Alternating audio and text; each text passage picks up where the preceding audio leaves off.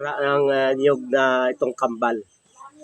Ngayon lang ako nakakita ng niyog na isang buo, dalawa yung suloy. Ang mga nakita ko ay kapag mataas na, sumasanga sa taas ng dalawa at nagiging tatlo.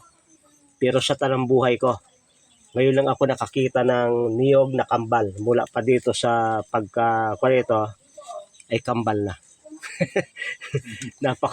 Nakakatuwa at dapat ito'y maitanim ninyo ng maganda at maalagaan sapagkat bihibihira ang niyog na kambal. Tingnan nyo, lumabas to'y dalawa. Ganito itsura daw kuya pag lumaki yan. Anong itsura pag Yung lumaki? nandun. Tingnan natin. At mayroon na palang malaki itong kambal.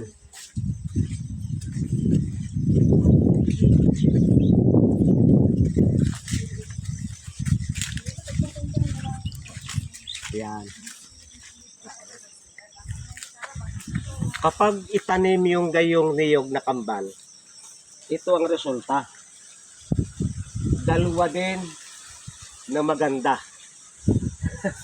Mami, tingnan mo. Napakaganda at ang tataba nila pareho. Yung kasing talagang sa tanang buhay ko, ngayon lang ako nakakita ng kambal. Yung mga nakita ko, pagdating dito ay sumasanga. Ito'y mula pa sa baba ay kambal na. Kaya ako'y ligayang-ligaya. Na alam ba niyo itong ugat? Ito'y sa mga matitinding sakit sa bitukan nilalaga at iniinom. Yung ugat sa mga nagtatae, sa baga, mga nagluluwa ng dugo. Napakaganda niyan. At ang pagpapaugat niyan, tatambakan nyo ng mga dahon itong mga kahoy itong palibot.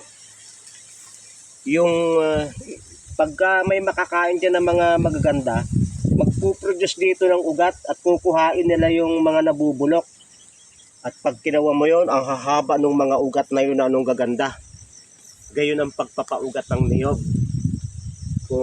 Kung igagamot ninyo yung ugat, kung kayo'y may diferensya sa tiyan na matindi, saka sa baga, at yun ay kahit sa pagtatae, pinauugat.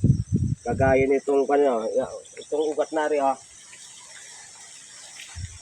Halimbawa, mayroon ditong ugat.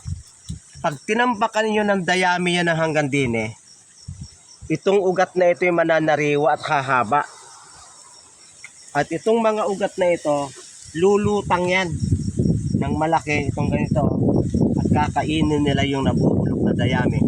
At mamalay kayo yung inyong niyog, sobrang daming ugat at pwede nyong i-business sapagkat hindi naman mapapakalman yung ugat sa ilalim. Ito ay nag-uugat ng napakalalim at nakukuha nila yung mga minerals doon sa ilalim ng napakalalim na lupa, mga ilang dipa, ilang metro, ay nakukuha nila yung mga minerals sa lupa.